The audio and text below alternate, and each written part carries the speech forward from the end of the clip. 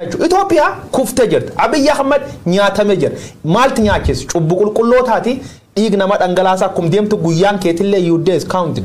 Nyaatamuu warra noolu garuu wanni Oromiyaa keessatti ta'uu jiru waan guddoo nam gaddisiisaati dubbachuuf hin ulfaatti. Ummati Oromoo callisuun qabu. Bo'uun callaanii kan qabdu. Waliin dhaabatanii aktiivistooti, beektooti, hayyooti tokkummaan harka wal qabatanii yakka namooma mootummaan kun Oromiyaa keessatti hojjechuu jiru addunyaa biraan ga'u. Kanaafuu itti gaafatamummaan isaa clearly addunyaa biraatti itti gaafatamuuf jira. Itti gaafatamummaa isgitu.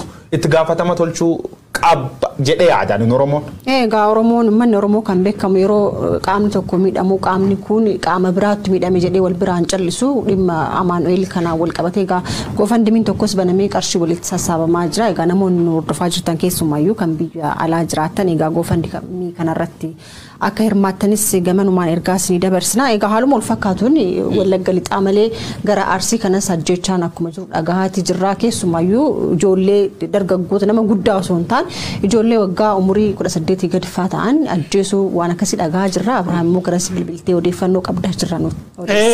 Waan Oromiyaa ka gabaasne fixuu waan hin dandeenye waan Ameerikaa keessatti amma namichi gurraachi sun ajjeefamee biyyi dambalii tuumame warra George Floyd gaafa ajjeefamu. Amma garuu waan Oromiyaadhaa tokkoffaa amma waan Oromoo rakkatee hoogganoota isaa maneedhaatti jiranii warri hawaasa kana fuuldura deeman martidhamanii gariin ajjeefamanii jiranii humni Oromoon qabu humna diasporaa beekumsaan hawaasa biyya keessaa utubuu fi miidiyaadha.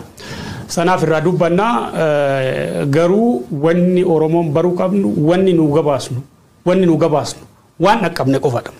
Wanni Oromoo irratti yakki Oromoo irratti Oromiyaa keessatti ta'aa jiru waa wasana hin qabne. Waan akka itti gabaasnu jecha ittiin ibsinu waan miidiyaaf hin tollefa waan fokkuu meeqatu Oromiyaa keessatti deemaa jira. Kanammoo warra Oromiyaa bulchinaa jechaa jiran warra ilmaan abbaa gadaa warra jedhamu dalagaa jira. Haga aanaa haga godinaatti warri kun borganama inuma gaafatamu. I'm very sure warri kun itti gaafatamummaa jalaan baanii aduun dhiyaa jirti warra kanatti. Very sure. Kun kabiraa Arsii lixaatti waan wal fakkaatan kan ta'e dargaggooti magaalaa Kofalee aanaa Kofaleetti bakki kuni dheengadda gabaasa keenyaan dheerree turree Kofaleetti dargaggooti fi humni addaa poolisii Oromiyaa kuni atakaaroon isaa gidduu ture dhimma filannoo kana wajjin wal qabatu kaardii fudhatina guyyaan kaardii kennanii dhumeera beek sana wal qabatee atakaaroon uumamee sana hordofee micayyoo suuqidhaa galtu ayyaantu Muhammad kan jedhamtu ishee suuqidhaa galtu halkan sa'aatii 2 rasaasan ajjeesan jedhama magaalaa keessatti. Taateen kun Arsii lixaa keessatti ta'e walumaa galatti Arsii lixaa kana ammoo keessuma gara Arsii heeban Arsiitti dhiyoo kana namni Ahmad Abdallaa jedhamu ajjeefamuu yaadattu hoogganaan bulchiinsaa kan heeban Arsiillee ajjeefamuu isaa yaadattu ajjechaan qaama siviilii irratti qaama hooggana mootummaatii irratti illee bifuma wal fakkaataan deemaati jira. Kan dhumaa jiru Oromoo gam lamachuu argitu.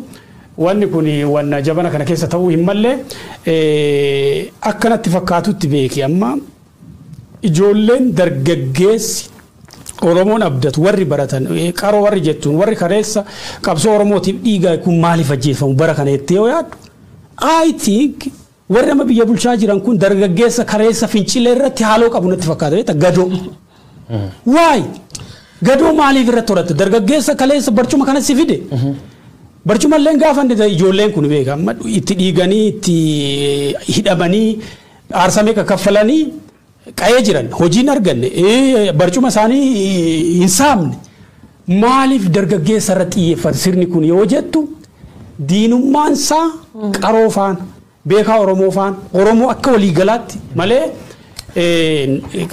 murna yookiin paartii siyaasaa yookiin immoo gartuu Oromoo tokko wajjin akka hin taane Oromoo guutumatti beeku qaba jechuudha.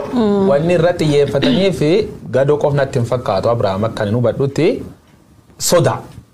soda maal seeta warra nami maal jedhan nami beeloftooti waan go qabatu nami beelaan nami maal jedhan nami laan beelaw waan qofinsa garaan beelay waan bor qofinsa wedhani beetta warri kunini waggaa 30 darban 27 darban TPLF waliin ergamanii dhiig nama dhuga turan the blade sackers amma maal godhan akka chaansii taane angoo qabatan angoon tun harkan hubaatii jedhanii soda waan qabaniif dargaggeessota isaanii tacuuf dhabamsiisuu jechuudha.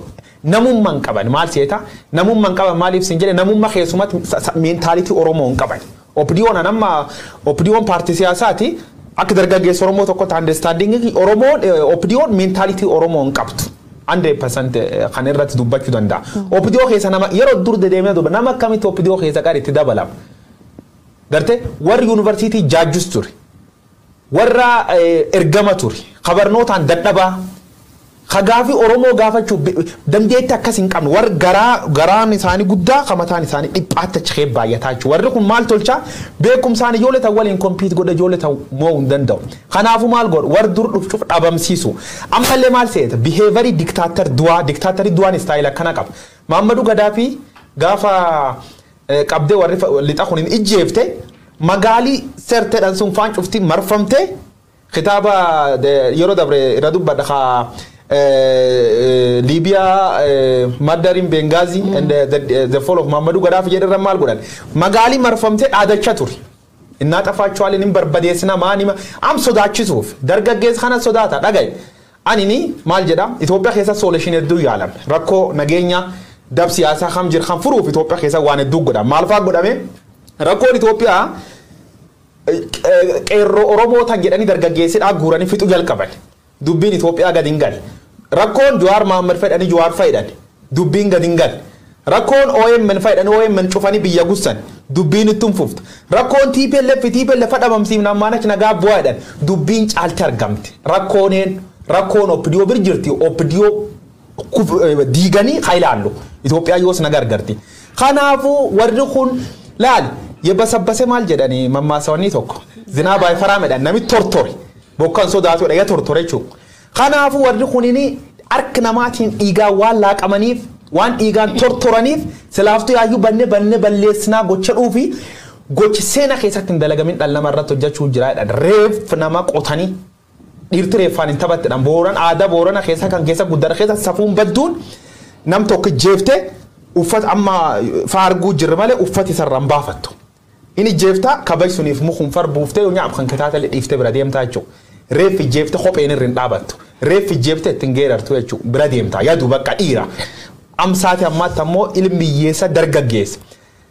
Halee boba wayyaanee jala yakku warra yakkamtoota barcumaaf fitti ardhi jeefte awwaal gubbaa arteessifta seenaaf barreeffamuu qaba. Oromoon warra raanfata miimoorii gabaabduu qabdaniin Itoophiyaan abiifaan dhaadattuun taanii puruuf tolchuu jirraa jechuudha. Boowumit riikard godhu riip lubbuun nama riip jechi 3 leetar calla ta'e. Abbaan fedhiin du'a riip callaan fixan Facebook irratti sun dabarre seenaaf Oromoo waliin dhaabbachuu qaba nama hedduulleen tan uummatan nu himadha. Akkanumedha arsi keessallee wani ta'uu jiru daa'im xiqqaa ijoollee dubra karaa irratti jeetu wanni Oromiyaa keessatti hin ta'in hin jirtu. Irda deebinaayyuu inni akkuma biraan baay'oo Yesuus qofatti hin dhufin sullee